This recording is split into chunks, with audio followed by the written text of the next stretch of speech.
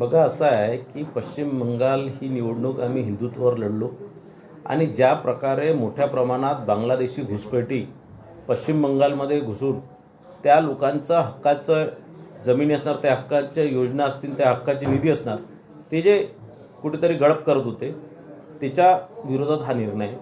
ज्या प्रकारात मागच्या 10 वर्षात ममता बॅनर्जींनी मोठ्या प्रमाणात भ्रष्टाचार केले, ज्या प्रकारे तिथे हिंदूंवरती अन्याय केले, ज्या प्रकारे तिथे भारतीय जनता पार्टीच्या कार्यकर्त्यांची कत्तल झाली, त्याच्या विरोधात हा निर्णय.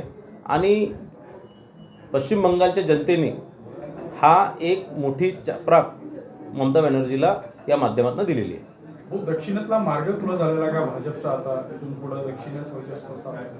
बघा, दक्षिणेचा मार्ग याच्या आधी झाला होता. याच्या आधी कर्नाटकमध्ये आपली सत्ता होती, पण केरळमध्ये निश्चितच केरळमध्ये आता खातं उघडलेलं आहे.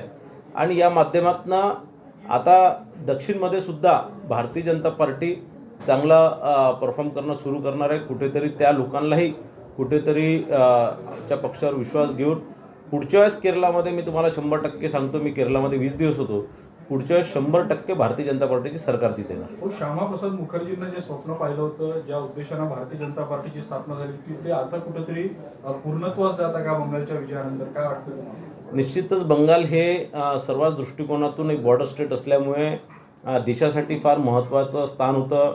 कुठेतरी TMC तिथे असल्यामुळे भारताला धोका होता आणि आज तिथे भारतीय जनता पार्टीची सरकार निवडून आली आणि म्हणून हा धोकासुद्धा टळलेला आहे. आणि याच्यानंतर तिथे त्या भागात जे हिंदू आता याच्यानंतर सुरक्षित राहतील, ज्या मोठ्या प्रमाणात तिथनं हिंदूंचं पलायन होत होतं, तिथे ते कुठेतरी थांबणार आहे. भारतीय जनता पक्षासाठी चॅलेंजिंग राज्यापैकीचं एक राज्य पश्चिम बंगाल होतं. आजच्या निकालाने काय वाटतं की भारताच्या पुढील राजकारणावर याचे काय परिणाम होईल? निश्चितच पश्चिम बंगाल देशातलं फार मोठं राज्य आहे. लोकसभेच्या जास्त अनेक सीटा तिथे आहेत. विधानसभाही तिथे निवडून येणं फार कठीण होतं. पण तिथे आज ज्याप्रमाणे पश्चिम बंगालच्या लोकांनी भारतीय जनता पार्टीला पसंती दाखवलेली आहे, भारतीय जनता पार्टीच्या मागे एक मोठं मॅन्डेट उभं केलेलं आहे. निश्चितच ही आणखीन एक मोठी सुरुवात आहे. आणि जे मागच्या वेळेस जे आमचं 400 पारचं जे स्वप्न होतं ते निश्चितच पश्चिम बंगालमुळे आता पूर्ण होणार आहे, हे मी आपल्याला खात्रीने सांगू शकतो. राहुरी आणि बारामतीमध्ये देखील दोन्ही जागा तुमच्या खात्यात आलेल्या.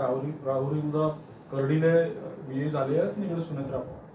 निश्चितच दोन्ही जागेवर विजय होणारच होता. दोन्ही जागेवर मोठ्या प्रमाणात बारामतीमध्ये अजितदादांबद्दलचं एक प्रेम तिथे लोकांना आहे. ते सुनेत्रा वहिनींवरला आशीर्वाद या माध्यमातून ते देणारच होते. राहुरीलाही त्याच प्रकारे कर्डिलींवरती प्रेम तिथे होतं. एक श्रद्धांजली म्हणून दोन्ही जागेवर लोकांनी मतदान केलं आणि बहुमताने दोन्ही निवडून आले.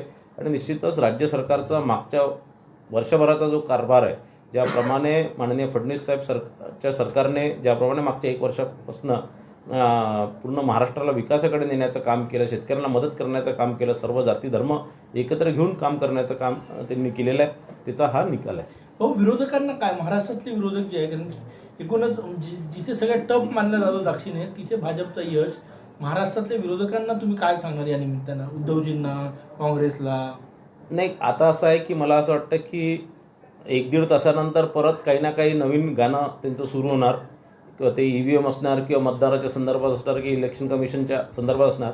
कारण कसंही काही निकाल आला भाजपकडे जर कौल आला तर यांचे उत्तर आणि यांचे मीडियामध्ये देणारे बाईट ह्या फिक्स असतात. मागच्या अनेक वर्षाचे जेही बाईट निवडणुका तिथे हरल्या आहेत, तिथे त्यांच्या चॅनल पुढे काय बोलायचं हे त्यांना माहीत आहे.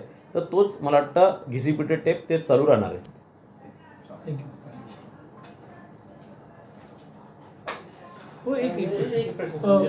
बच्चू कडू असं म्हटले की एकनाथ शिंदे यांना मुख्यमंत्री करायचं आहे. आता तुम्ही कसं वाटतं, मित्रपक्षात आले तुमच्या ते? आता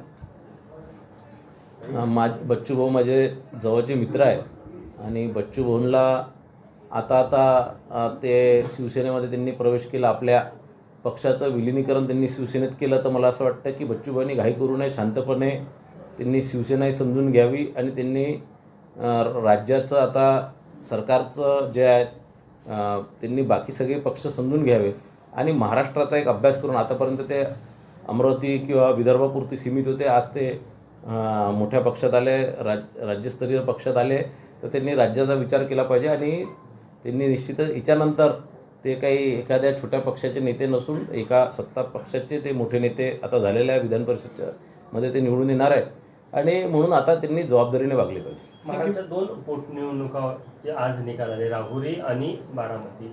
1 लाखापेक्षा मताधिक्याने सुनीताताई आघाडीवर आहे, तिकडे कर्डिले देखील आघाडीवर आहे. त्याबद्दल नाही, निश्चितच हे दोघांचेही दोघेही पोटनिवडणुका या त्या भागातील आमदार म्हणजे अजितदादा असतील किंवा कर्डिले साहेब असतील यांच्या निंदानंतर या निवडणुका झाल्या आहेत आणि निश्चितच या दोघांबद्दल लोकांची एक सहानुभूती होती आणि एक राज्याचा मागच्या 1 वर्षाचा जो कारभार माननीय फडणवीस साहेबांच्या नेतृत्वात चालू आहे तर निश्चितच लोक समाधानी आहे. याचं कुठेतरी महाराष्ट्रामध्ये मागच्या 1 वर्षापासून जो विकास झाला, जे बाकी सगळ्या योजना आल्या आहेत, जे सर्व जाती धर्म सोबत घेऊन जे फडणवीस साहेब काम करतात आहे त्याचंच एक पावती म्हणूनही लोकांनी यामध्ये मतदान केलेलं आहे.